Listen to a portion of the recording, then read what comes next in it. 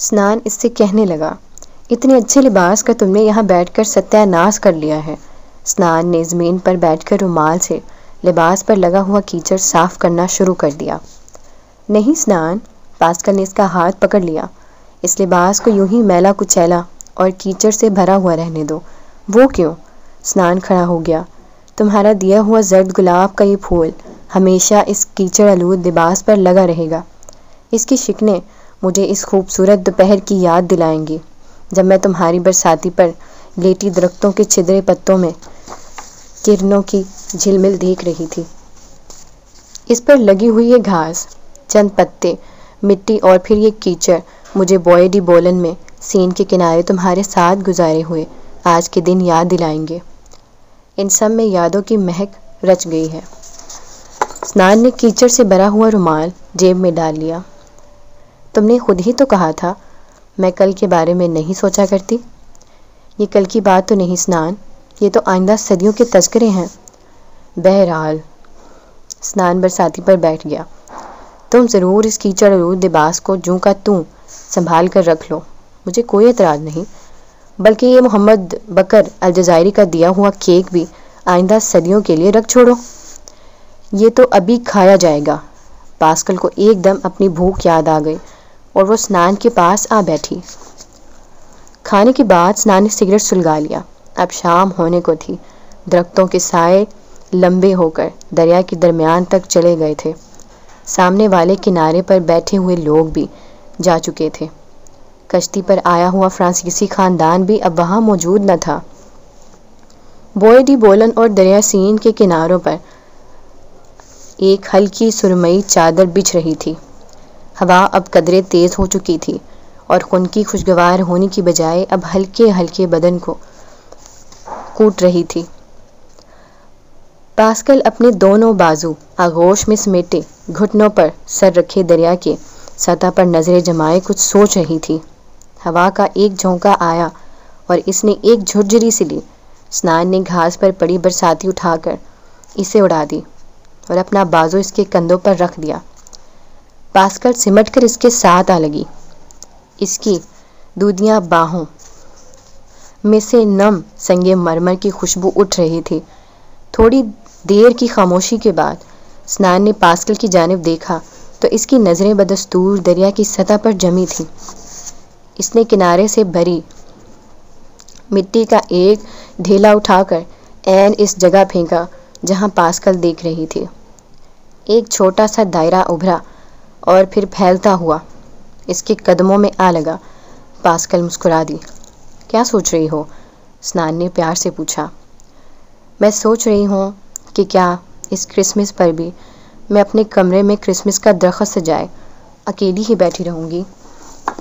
اس نے یہ فکرہ اس انداز میں ادا کیا جیسے وہ اس کا قطعی جواب سننا چاہتی ہو۔ نہیں، سنان نے اس کا کندھا آہستہ سے دبایا، تم اس مرتبہ بالکل اکیلی نہیں ہوگی پاسکل۔ اس کا مطلب ہے کہ تم وہ ایک دم سیدھی ہو کر بیٹھ گئی، اس کا مطلب وہ نہیں جو تم سمجھ رہی ہو پاسکل۔ جس طرح تم جسمانی طور پر معذور ہو، اس طرح دنیا کا ہر شخص کسی نہ کسی وجہ سے معذور ہوتا ہے۔ بعض اوقات مجبوریاں بھی انسان کو اپاہج بنا دیتی ہیں۔ کیسی مجبوریاں؟ پاسکل کا چہرہ اتر گیا۔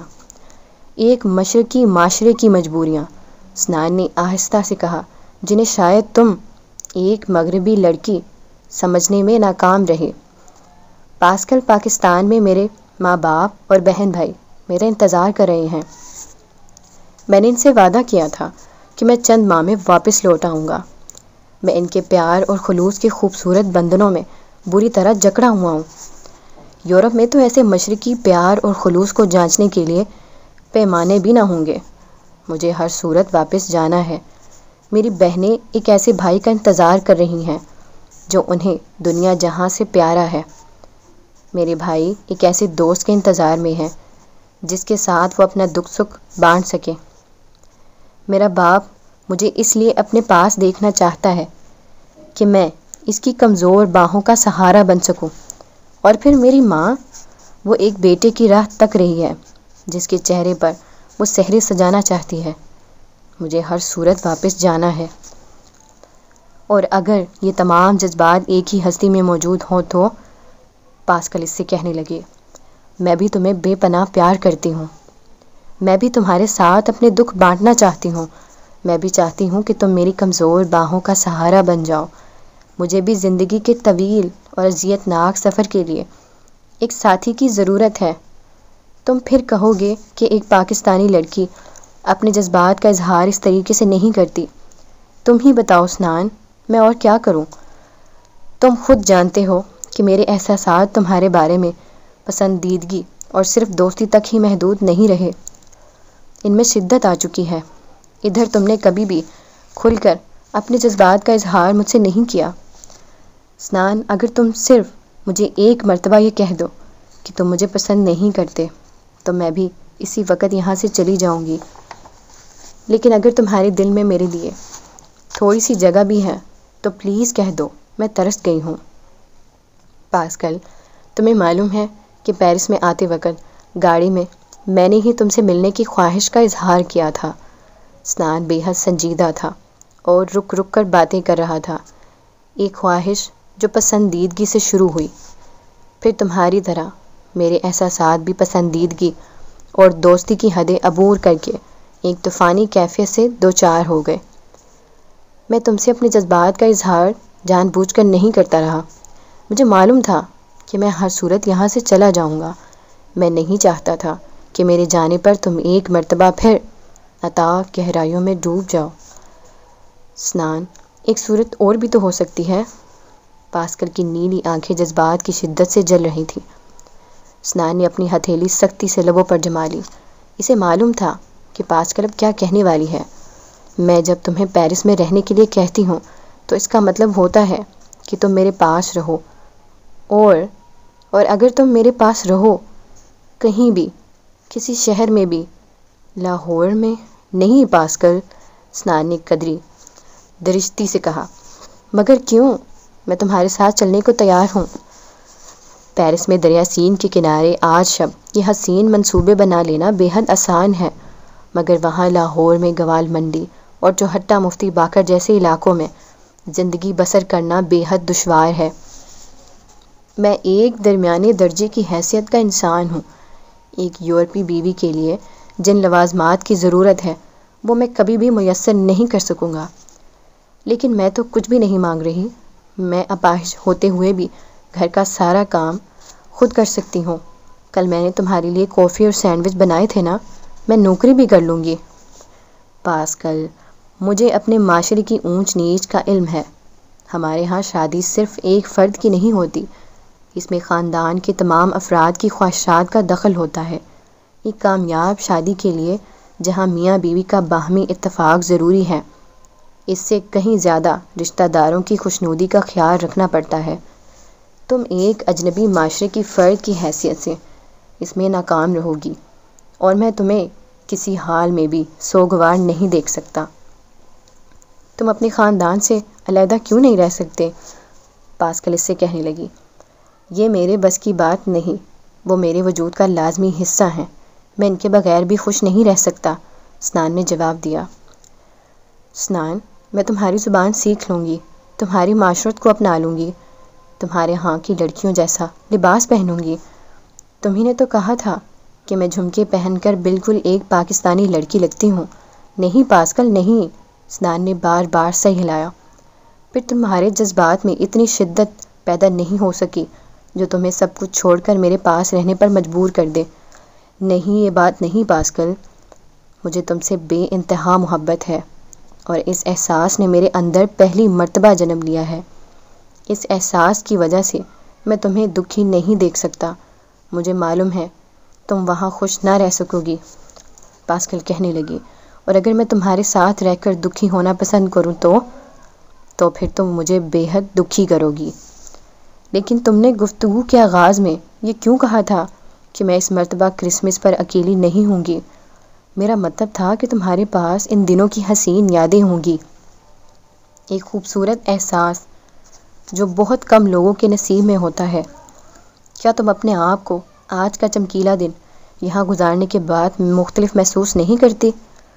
میں آج سے چند روز پہلے کا سنان نہیں رہا، تم میرے خیال اور میرے وجود کا ایک لازمی حصہ بن چکی ہو اور ہمیشہ رہو گی۔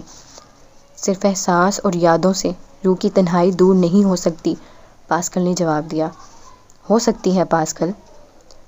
کرسمس کی شام کو یہاں سے ہزاروں میل دور میں اپنے کمرے میں بیٹھا اپنے پہلے پیار کو، تمہیں اور پیار کے پہلے شہر پیرس کو یاد کروں گا۔ کرسمس کی شام کو جو تفصیلات تم نے مجھے بتائی ہیں وہ میرے ذہن میں گھوم رہی ہوں گی۔ تم اپنے کمرے میں کرسمس درخت کی شاخوں اور پتوں کو چھو کر دیکھنا، ان میں حدت ہوگی۔ میرے احساس کی لوئیں طویل فاصلے طے کر کے تم تک پہنچ جائیں گی۔ تم اکیلی نہیں ہوگی پاسکل۔ کرسمس تک نہ سہی، چند ہفتے تو اور ٹھہر جاؤ۔ پاسکل کی آنکھوں سے آنسو تیرنے لگے۔ نہیں پاسکل، پیرس میں میرے قیام کی طوالت سے یہ جذبات اور بھی شدید ہو جائیں گے، اور پھر ہم دونوں کے لیے اس لمحے کا سامنا کرنا بے حد دشوار ہو جائے گا، جس سے کسی صورت بھی مفر نہیں۔ سنان، اگر میں اپاہج نہ ہوتی تو کیا تم اپنا ارادہ بدل دیتے؟ تم اور اپاہج؟ سنان نے اسے اپنے قریب لاتے ہوئے کہا، میں نے پہلے بھی تمہیں بتایا ہے کہ تم اپاہج نہیں ہو۔ اپاہج تو میں ہوں جو تمہیں اپنا لینے کی خواہش کے باوجود ایسا نہیں کر سکتا۔ اس کی آواز بھرا گئی۔ پاسکل نے سفید برساتی کے کونوں کو مٹھیوں میں بینچ رکھا تھا، جیسے وہ اس سے جدا نہ ہونا چاہتی ہو۔ میں جو کچھ بھی ہوں، جیسا بھی ہوں، لیکن میں نے آج تک جان بوجھ کر کسی کو دھوکہ نہیں دیا۔ تم جو مجھے اتنی عزیز ہو، میں تم سے بھی کوئی غلط وعدہ نہیں کرنا چاہتا۔ پاسکل، میں کرسمس تک یہاں نہیں ٹھہر سکتا۔ میں تمہیں اپنے ساتھ بھی نہیں لے جا سکتا۔ چند روز تک میں پیرس سے چلا جاؤں گا، اور جتنی جلدی تم اس حقیقت کا سامنا کرنے کے لیے تیار ہو جاؤ، اتنا ہی یہ ہم دونوں کے حق میں بہتر ہوگا۔ جو کچھ میں نے کہا تھا وہ کہہ چکی۔ تم نے جو مجبوریاں بیان کی ہیں میں انہیں سمجھ تو نہیں سکی۔ بہرحال تم کہتے ہو تو ٹھیک کہتے ہو۔ اب ہمیں یہاں سے چلنا چاہیے، اندھیرا ہو چلا ہے۔ پاسکل نے اٹھنے کی کوشش کی۔ نہیں، ابھی نہیں۔ سنان نے اس کے کندھوں کو مضبوطی سے پکڑ لیا۔ پہلے تم وعدہ کرو کہ تم میرے جانے سے اداس نہیں ہوگی۔ میں آنے والے کل کے بارے میں کیسے وعدہ کر سکتی ہوں؟ ابھی تو چند روز تک میں یہیں ٹھہروں گا۔ ہم روز ملیں گے، اور ہر نیا دن ہمارے لیے اتنا ہی خوبصورت ہوگا جتنا آج تھا۔